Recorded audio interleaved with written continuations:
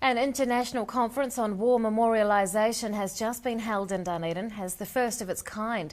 The conference was organised by Associate Professor Ian Barber of the University of Otago's Department of Anthropology and Archaeology, and he joins us to explain what it was all about. Good evening. Hello. What were the main themes of the conference? The conference looked at the relationship between the process of war memorialisation and war memorials themselves and the nation, the narrative, the idea of the nation, as well as the processes involved with nation building itself. Now, who was involved? So it was organised by myself on behalf of the Department of Anthropology and Archaeology, my own department. We had much appreciated support from the Historic Cemeteries Conservation Trust of New Zealand, and we ran an open lecture that was supported by continuing education at the University of Otago. So I'm very grateful to all those folks for their assistance. And what was that lecture about? Joy de Musi, Professor of History at the University of Melbourne, is a scholar and historian who has looked at war in relation to mourning, in relation to grief, but also the larger Anzac tradition. And what Joy did was to talk about the process whereby sort of mourning after, as an M-O-U-R-N-I-N-G,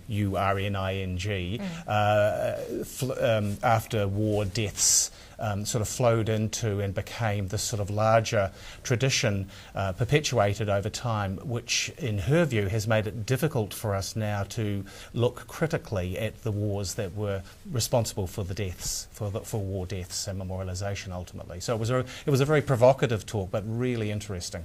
What are some of the most interesting aspects of war memorialisation? Well, I think flowing on from what I've just said about Joy's talk, I think the single most, for me, the single most compelling and interesting component of this is the relationship between the grief that people feel for the dead from war and how that is expressed in memorialisation, and the nation, which in the first instance was responsible for sending those young men and sometimes young women to war and for the deaths therefore, and also the relationship to the nation as it might then thereafter seek to justify the war, to, if you like, co-opt the memory, the memorials themselves within its own ongoing narrative. So there's a tension there, and that tension continues, I think, to the present day. And so one of the big themes of the conference was to explore that really interesting relationship.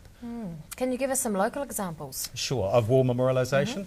There's obviously the monuments in Queen's Gardens, but possibly some that are less known to people. Many churches have rolls of honour from World War I in particular, which list war dead.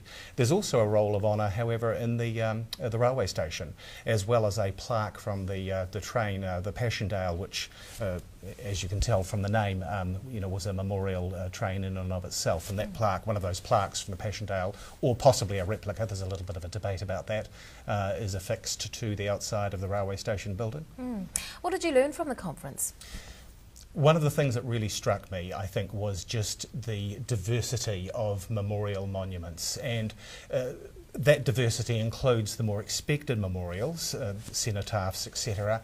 But there were some really interesting variations on that theme as well. One of the most interesting to me was the construction of not war memorial, but churches of peace.